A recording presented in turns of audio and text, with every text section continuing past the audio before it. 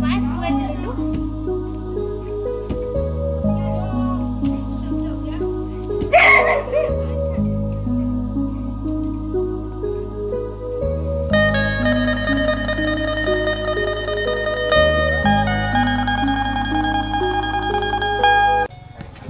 สินค้าไทยสินค้าเวียดนามสินค้าลาวนะเพิ่นมัดใส่แอลทั้งหลังนี่ก็คืออะดื้อนี่นะพี่น้องทางบ้านเฮานี่จะบ่มีเขียดเข้าห้องภาษาตรีภาษาบลูกวด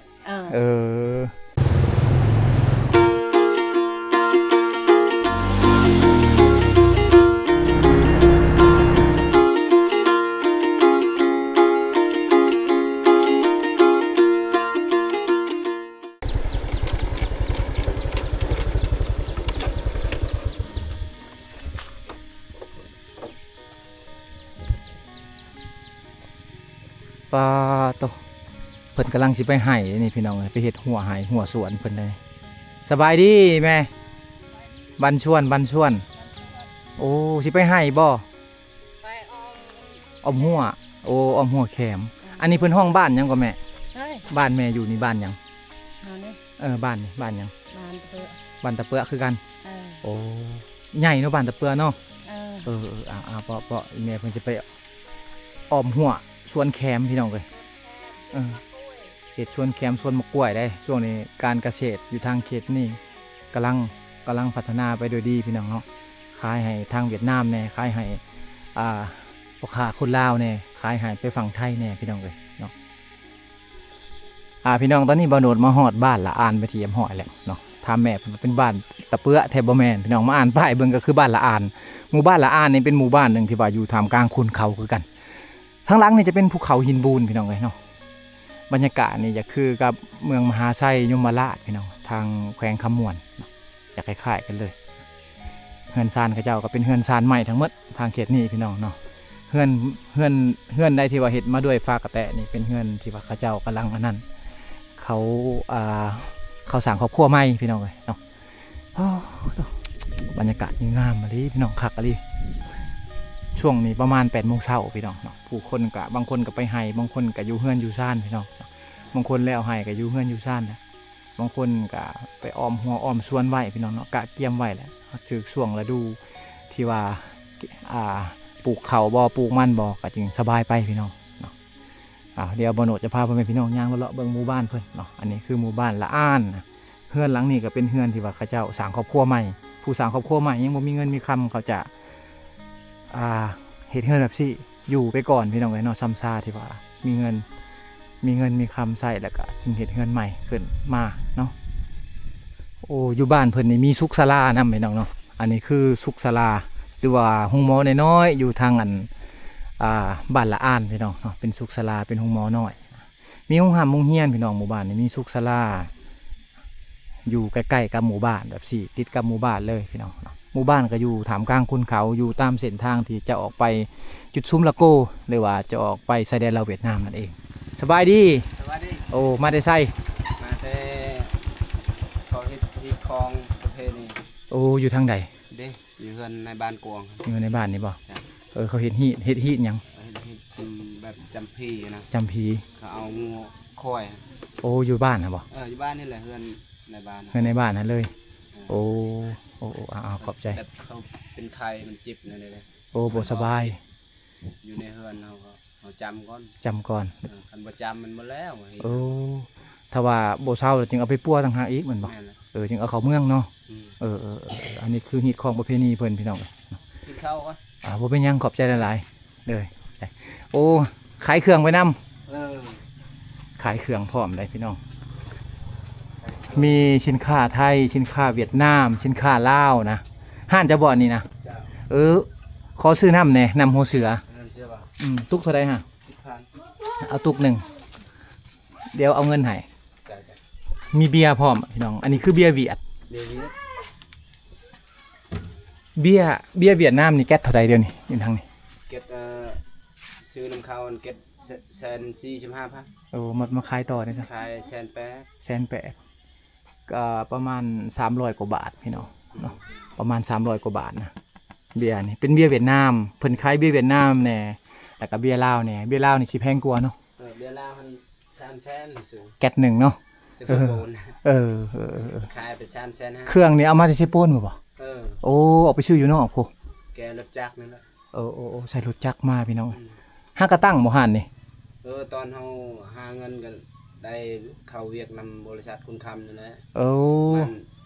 ปีนี้แหละ โอ้เพิ่นหากระตั้งห้านเพิ่นไปเฮ็ดเวียกนำบริษัทคุณคำพี่น้องก็คือเฮ็ดบ่อค่ำเนาะ จ้ะ เฮ็ดบ่อค่ำกับโครงการกับเจ้า แล้วเพิ่นก็มีทุนมีฮ้อนแล้วก็มาตั้งห้านของกินของดื่มพี่น้องเนาะห้านเครื่องใช้แบบซี่แหละมีทั้งสินค้าไทยสินค้าเวียดนามเด้อทางนี้แล้วก็สินค้าลาวพี่น้องเนาะย่างเลาะๆเบิ่งบรรยากาศหมู่บ้านเพิ่นพี่น้องเนาะเฮามาในช่วงนี้ก็เป็นช่วงที่ว่าต้นฤดูฝนชาวบ้านเขาก็กะเกียมเครื่องปลูกไปปลูกเลยพี่น้องเป็นเขาไห้เป็นเครื่องปลูกของฟังต่างๆอะไรพี่น้องเลยเนาะบรรยากาศเฮือนซ่านกับเจ้าอยู่ทางเขตนี้ก็สิเป็นบรรยากาศแบบนี้ทั้งหมดเลยเฮือนหลังนี้ก็คือเฮือนที่ว่าสร้างครอบครัวใหม่ก็จะอยู่แบบซีไปก่อนผู้ใดที่พอมีเงินเขาก็สร้างแบบนี้พี่น้องจะโดยโอ้สบายดีเอาเลยเชิญแซบขอเขาไปไหนหน่อยเด้อเพิ่นกินข้าวพี่น้องกินข้าวเช้าได้นี่นะบ่เป็นข้าวเที่ยงได้นี่โอ้กินข้าวกับหยังจ่าหยัง เฮ็ด เฮ็ดเขียด เฮ็ดเลย โอ้กับข้าวให้ เฮ็ดนา เขียดหน้าทั้งนี้เขียดเข้าห้องหยังกวดบ่ ฮะ เขียดเข้าห้องภาษาตรีภาษาบลู กวด เออกวดพี่น้องเอ้ยนี่เด้ของกินเพิ่นนี่ได้กินเขียดข้าวนี่โดยสไลด์เนาะข้าวให้ เราใช้ ตำเอาบ่ โอ้บ่ได้สีเด้อทางนี้บ่มีโรงสีเด้อ บ่มี ตำเอากินข้าวเช้าแล้วไปให้บ่บัดนี้บ่ได้ไปบ่สนหรือยังไปอยู่ ไปมัน โอ้ กินข้าวจะไป ไปยังหื้อให้คือเก่าบ่ เฮอให้ โอ้ยังบ่แล้วเนาะ เออ จะหน่อยให้มันทันฝนนี่เนาะเดือน6นี่ก็พากันซักเข่าวเลยแม่นบ่ เออ ไกลบ่เยิงบ่เขา แยะ ทางหลังนี่ไกลๆนี้เพิ่นว่าอยู่ใกล้บ้านเพิ่นนะพี่น้องทางตีนผู้นี่แหละ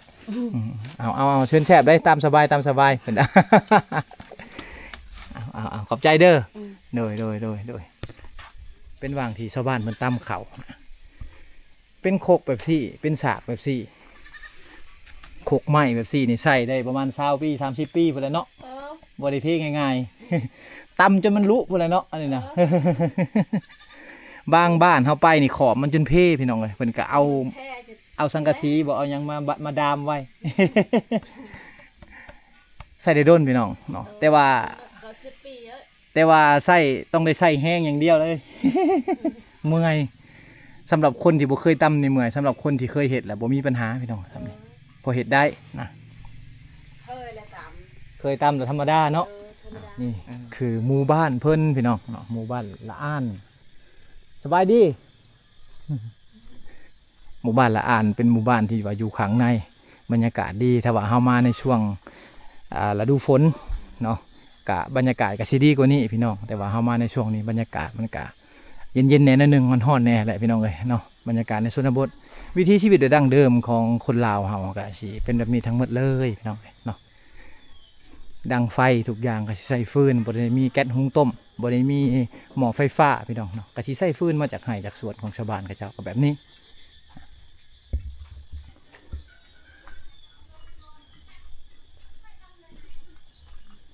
เงินซานเขาเจ้าลุ่มๆลงไปเนี่ยก็สิเป็นคอกงัวคอกควายแล้วก็ไว้รถไถน้ำพี่น้องเนาะโอ้กระโตกพัดเข่า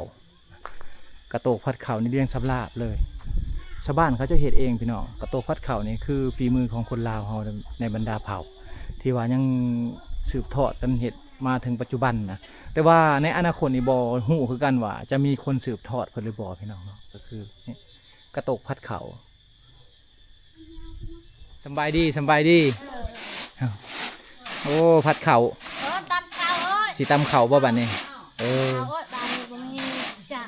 บ่มีจักสีเนาะ บ่มีจักสิมีข้าวมีบ่มีเงิน เฮาบ่มีเงินซื้อ เออ เพิ่นนี่กำลังพัดเข่าอยู่พี่น้องพัดแบบซี่นี่พัดออกแล้วจึงตำได้เบานึง50โอ้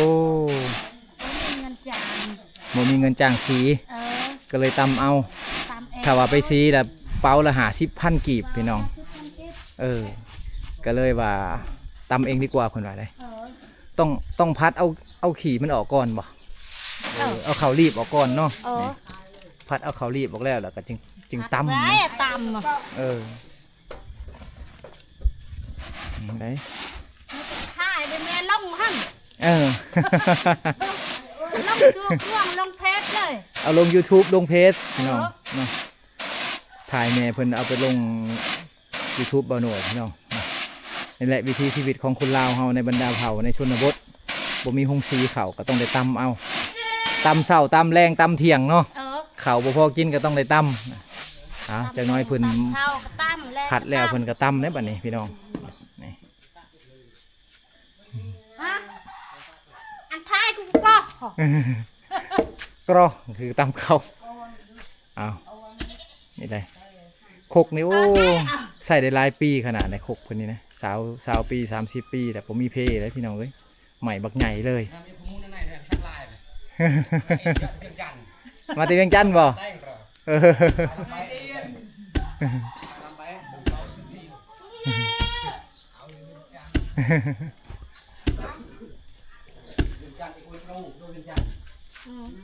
บรูเวียงจันทน์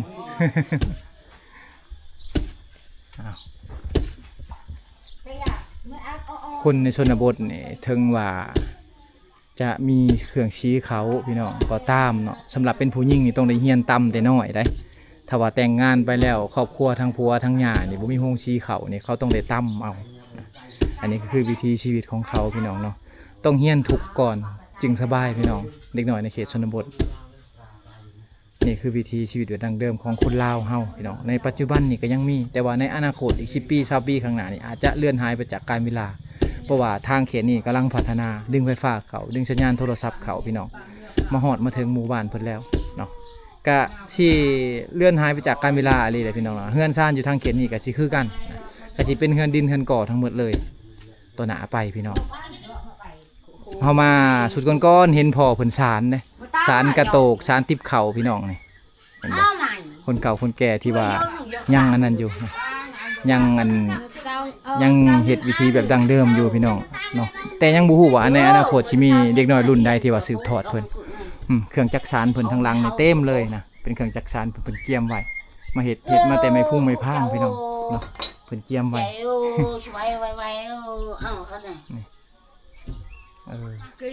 อีแม่เพิ่นนี่เป็นคนที่ว่าอายุยืนแล้วก็แข็งแรงได้พี่น้องแม่เพิ่นนี่ต้นได้เลนแหละจนได้เลนเลยหลานเพิ่นจนแต่งงานเลยพี่น้องเนาะจนได้ลูกเลยจนได้ลูกมาจนเพิ่นจะต้นได้เลี้ยงเลนต่ออีกนะเลี้ยงเลนเลนนี่คือแจ้เนาะเจ้านี่หลานแจ้นี่คือเลนพี่น้องกันโอ้แม่เพิ่นนี่อายุยืนได้อายุยืนได้แข็งแรงเนาะสุขภาพแข็งแรงอะไรพี่น้องเนาะอายุเพิ่นจักปีเลยซ้ำจะ10 ปีแล้วก็80เลยบ่70-80เลยบ่ฮอดมาลอย จะใช่เจ๊ลอยโอ้คนลอยจะเตะตาเถอะ แม่ ประมาณ80เนาะ ไปเช็คช้ำกุย ประมาณ75-80 ปีพี่น้องเอ้ย เจ๊เนี่ยอายุ ยังแข็งแรงอยู่นะยังแข็งแรงอยู่คนในชนบทเฮาคนในเมืองเฮาบางคนอายุ60 ปีนี่โอ้ไปบ่ได้แล้วย่างบ่ได้แล้วบางคนได้ บางคน แต่ว่ายอมรับว่าเขตชนบทนี่เพิ่นเฮ็ดไร่เฮ็ดสวนเพิ่นปีนภูตลอดห่างกายแข็งแรงเนาะไปไร่ไปสวนก็ใส่แรงงานทั้งหมดเลยพี่น้องอันนี้คือการออกกำลังกายไปในโตของเขตชนบทลาวเฮานะ เธอเอาปกครองกันนะ เฮือนซานเพิ่นก็คือเห็นได้พี่น้องเอ้ยเป็นเฮือนใหม่เฮือนเก่าเฮือนแบบซี่นี่เป็นเฮือนที่ว่าสร้างมาแต่ดนๆแล้วเนาะเฮือนสร้างมาแต่ดนๆแล้วพี่น้องเป็นเฮือนเก่าเฮือนเดิมพี่น้องเอ้ยเนาะเฮือนใหม่ตะกี้จนดอกพี่น้องเฮือนเขาเจ้านี่จะบ่ได้ฝังเสาเด้อพี่น้องเนาะเขาเจ้าจะตั้งเสาใส่หินแบบนี้แหละพี่น้องเนาะเอาหินเป็นไปห้องเสาเพื่อว่าบ่ให้ปลวกกินเฮือนหลังนี้ได้อยู่ประมาณ30 ปีแหละพี่น้องเนาะเฮือนซานหลังนี้ได้อยู่ประมาณ30 ปีแล้วได้จุดวังนี้เป็นจุดที่ว่าชาวบ้านเขาตำเขาทางเทิงจะเป็นหางหนกกังแก่พี่น้องทางเทิงนี่จะเป็นหางหนกกังแก่เนาะเขาเลี้ยงไว้กินเอาไว้เบิ่งพี่น้องส่วนร้ายกะถ้าบ่มีอาหารกินก็สิกินนกกังแก่นี่แหละถ้าบ่มีเป็ดบ่มีไก่พี่น้องแต่ว่าช่วงนี้เขาก็บ่ได้อึดปานนั้นพี่น้องบ่ได้อึดอยากปานนั้นนะในหมู่บ้านฉะนั้นเขาก็บ่ได้กินดอกพี่น้องเลยเนาะ นกกังแกก็จะกินเป็นอาหารป่าส่วนหลายอยู่ทางเขตจะเป็นอาหารป่าบริเวณเนี่ยจะเป็นบริเวณที่ว่าเขาตำเขาบรรยากาศยามเช้านี่คือสีดีคือสีขากขนาดพี่น้องเนาะมาโนนมาพอท่านมา8 โมงนี่เขาแล้วเมื่อแล้วเวียกงานเขาตำเขาแต่3 โมงเช้าพี่น้องตำเขาแต่3 โมงเช้าหรือว่าตำแต่5 โมงเช้าเพื่อว่าจะไปไห่ไปสวนเพื่อว่าจะไปไห่ไปสวนเฮือนเขาเจ้านี่เบิ่งเดินเฮือนเขาพี่น้องปากเป็นแปลนเลยคนในเขตชนบทนี่ตอนเช้าๆนี่เขาจะปัดเฮือนแต่เช้าพี่น้องเนาะเฮือนเขาเจ้าแป้นเลยพี่น้องเฮือนเขาเจ้าแป้นขนาดนะบ่มีเศษหญ้าบ่มีขี้เหงื่อคือกับอยู่ในเมืองเฮาพี่น้องเนาะอยู่ในเมืองเฮานี่ต้องมีรถมาหับเอาขี้เหงื่อไปถิ่มแต่ว่าอยู่ทางบ้านเพิ่นนี่จูดได้พี่น้องเนาะจูดตามเฮือนตามชานได้จูดตามเฮือนตามชานได้เลยชาวบ้านเขาเจ้ายังใส่น้ำสางอยู่พี่น้องเนาะอันนี้คือน้ำสางที่เขาเจ้าใส่ในปัจจุบันจะเป็นน้ำสางโบราณพี่น้องเนาะทางเขตนี้จะใส่น้ำสางซะส่วนหลายจะบ่มีน้ำลิ้นหรือว่าน้ำประปามาหอดมาถึงหมู่บ้านเขาจะใส่น้ำสางแบบซี่จะมีประมาณ3-4 จุดพี่น้องเนาะกงน้ำสางเขาเจ้าเนี่ยเขาเจ้าจะเฮ็ดมาด้วยเศษซากสงครามแต่สมัยก่อนพี่น้อง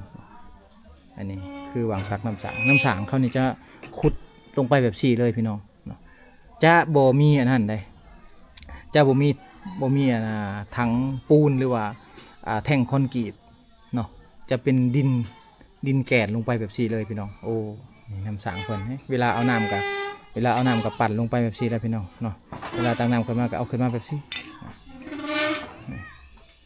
เป็นวิถีชีวิตแบบดั้งเดิมเหมือนกับประเทศไทยเมื่อ60 ปีก่อนพี่น้องเนาะก็สิเป็นแบบนี้สบายดีอะบังกินแรงหน่อไม้ เพิ่นมัดใส่แอลทั้งหลังนี่ก็คืออะดื้อนี่แหละพี่น้อง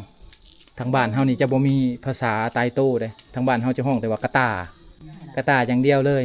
แต่ทางบ้านเพิ่นมีภาษาตายโต้คืออะดื้อพี่น้องอะดื้อเป็นอันนั้นกะพังเนาะเป็นใหญ่ๆกะพังบ่เป็นกะพังย่างประมาณนั้นพี่น้องแต่บ้านเฮานี่ห้องกะตาอย่างเดียวสิใหญ่สิน้อยยังกะตาทั้งหมด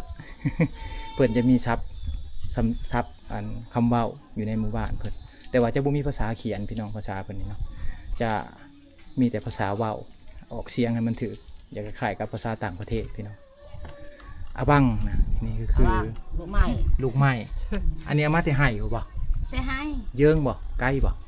เยิงแจ๊นึงเยิงนึง อยู่ใกล้เนี่ยเพิ่นว่าได้พี่น้องเนาะ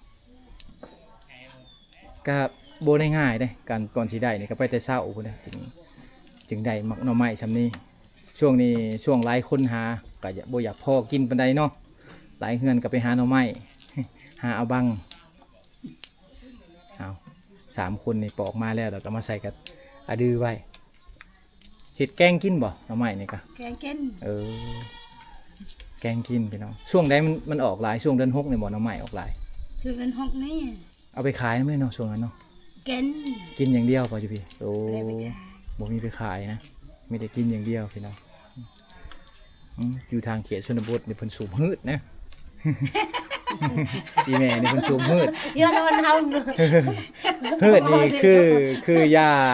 ยาชนิดหนึ่งที่ว่ามันสู้กำลังเนาะเป็นยาสู้กำลังสำหรับคนชนบทเป็นยาสูบพี่น้องที่ว่าชาวบ้านเขาจะปลูกเองอีแม่เพิ่นนี่สูบหืดคนในชนบทนี่ส่วนหลายจะเป็นผู้หญิงนี่จะสูบผู้ชายก็สูบพี่น้องถ้ากันสูบแล้วก็เวลาไปหายไปสวนก็ถือไปนำนะถือไปนำไปหายไปสวนแม่นบ่ถ้าบ่ได้สูบแล้วเมื่อย เมื่อยต้องได้สูบเป็นยาสู้กำลังหรือว่า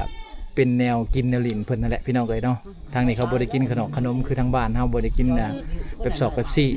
ก็สิใช้ตัวนี้พี่น้องเอ้ยเนาะลืมข้าวลืมน้ำนี่พอลืมได้แต่ว่าลืมยาสูบนี่ลืมบ่ได้ผู้ที่ว่าติดยาสูบนะพี่น้องวิถีชีวิตยามเที่ยงใกล้จะเที่ยงแล้วแหละของชาวบ้านเขาเจ้าอยู่ในเขตชนบทลาวเฮาก็สิประมาณนี้นั่งอยู่เฮือนอยู่ซ่านไผมันนั่งลมหน่อยกันอยู่เฮือนอยู่ซ่านพี่น้องแล้วก็เฮ็ดเวียกไปพร้อมพี่น้องนี่ก็คือบ้านละอันเนาะเป็นหมู่บ้านที่ว่าอยู่ตามเส้นทางที่จะไปจุดซุมละโกหรือว่าจะไปละโกนั่นเองพี่น้องเอ้ยเนาะเป็นเขตอยู่ตามภูเขาไปหมู่บ้านนี้ก็เป็นหมู่บ้านดั้งเดิมนะมีชนเผ่าบรูชนเผ่าตรี ที่ว่าอยู่นํกันพี่น้องคนอยู่ในเขตนี่ก็ส่วนหลายอาชีพหลักของเขาก็คือการเฮ็ดเกษตรการเฮ็ดไร่เฮ็ดสวนนี่แหละเป็นหลักๆของชาวบ้านเขาเจ้าพี่น้องเนาะการค้าขายก็สิค้าขายให้กับพ่อค้าชาวเวียดนามแน่พ่อค้าคนลาวแน่พ่อค้าคนกลางแน่ที่ว่ามาหับซื้ออยู่ข้างในเป็นหมู่บ้านที่กำลังพัฒนาพี่น้องมีไฟฟ้าเข้ามาแล้วจากน้อยก็สิมีน้ำประปาและมีน้ำดินเข้ามาถึงหมู่บ้านเขาเจ้าพี่น้องเนาะเส้นทางก็ถือว่าดีกว่าเก่าหลายนะเอาอีพีนี้ก็สิมีประมาณนี้พี่น้องเดี๋ยวบ่หนูเดินทางกันต่อขอบใจมุกขอบใจมุกสุขุสุคนที่เข้ามาติดตามนะครับชมเด้อพี่น้อง